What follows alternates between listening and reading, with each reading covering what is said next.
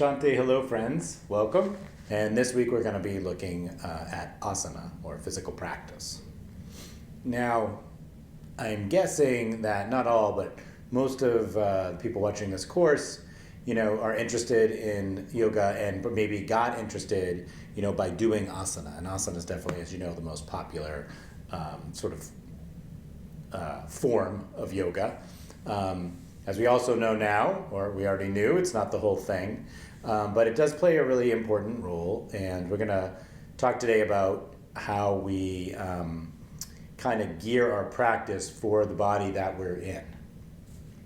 So, this is near and dear to my heart. I look around and I see all the yoga practices going on in studios, and I notice that they don't fall into too many different categories, and yoga keeps getting harder and harder and harder and more intense, which is fine for some people but not for others. So this week we're going to be looking at really discovering for ourselves what asana can do for us in different ways. And we're mostly going to be looking at that through the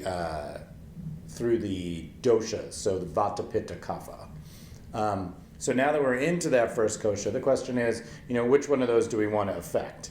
And that's going to be our mission.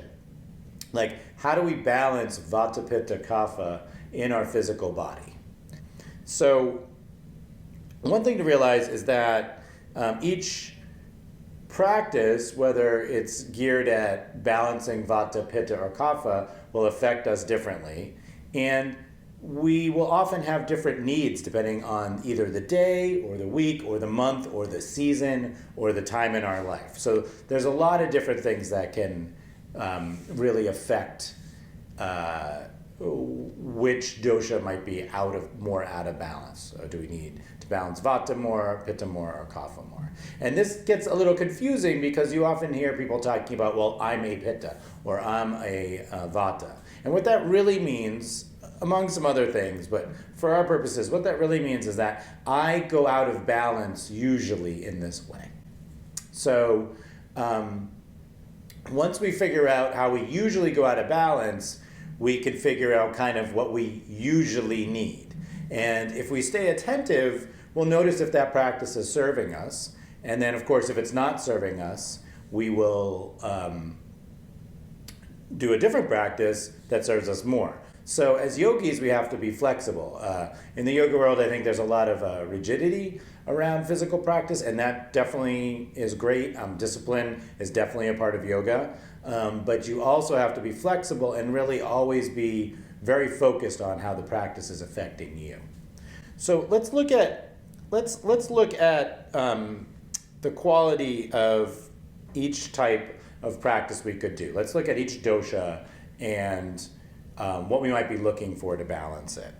So let's start with vata. So with vata, it's the most likely dosha to become unbalanced. So in the physical body, it is very likely to become unbalanced. In all the bodies, it is likely to become unbalanced.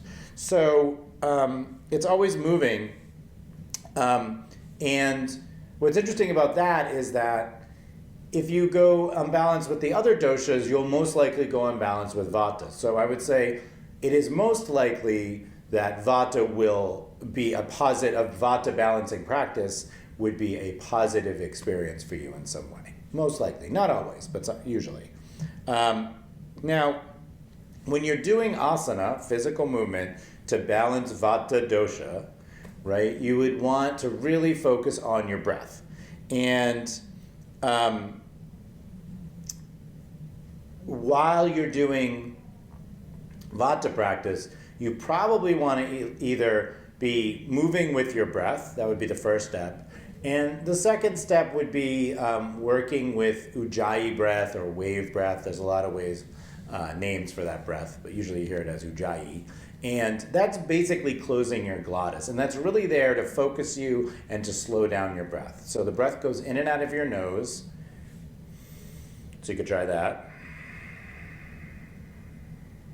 The belly goes in as you breathe out and expands as you breathe in.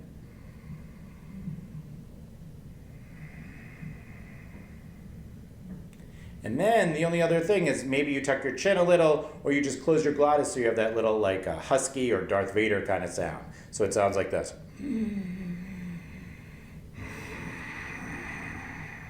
but it's not quite that loud. So you'd be able to hear it to yourself, but maybe the person next to you wouldn't be able to hear it. But you're slowing down the breath, breathing in and out of the nose. And the reason I'm mentioning this here is because that's the key quality that will help balance vata even in asana. So in asana, right, we're going to move and breathe with our breath, maybe do ujjayi breath.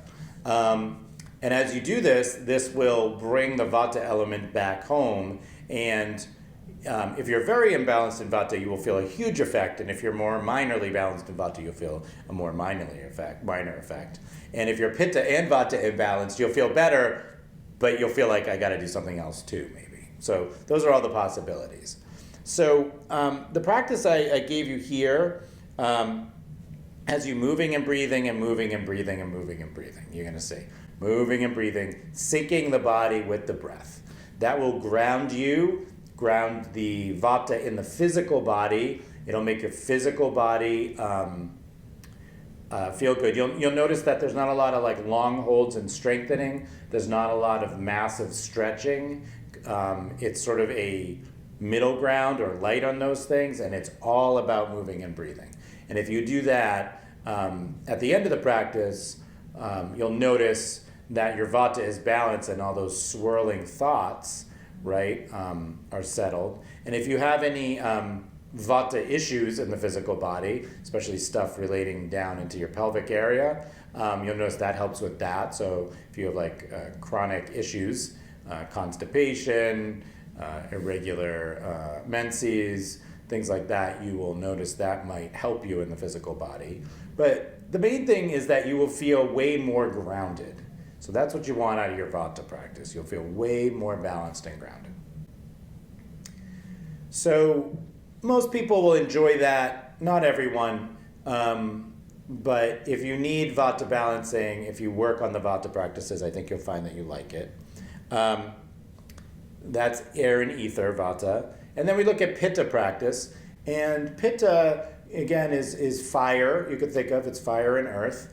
And, fire and water. And, the whole thing with balancing pitta, right, is to sort of catch up with the heat and then slowly bring it down so you can work with it. So unbalanced pitta is too much heat, and as I said last lecture, like type A personality. In the physical body, when you have problems, you might have some problems with your digestive fire. You might have some arthritic conditions or inflammatory conditions, too much fire, right? You might also just feel kind of feisty and angry all the time. When pitta is elevated, you get discrimination, and it's elevated to tejas, and that's more the energy of spiritual kind of clarity. So when you're trying to work with this in the physical body, you have to do a very specific kind of practice. There's a couple things to it. One is discriminating between the beneficial and the not beneficial. So one way to do that is to really feel yourself in your body. One of the things you can do is notice the heat in your body and make sure that the heat is contained here to here and not rising into your neck and head.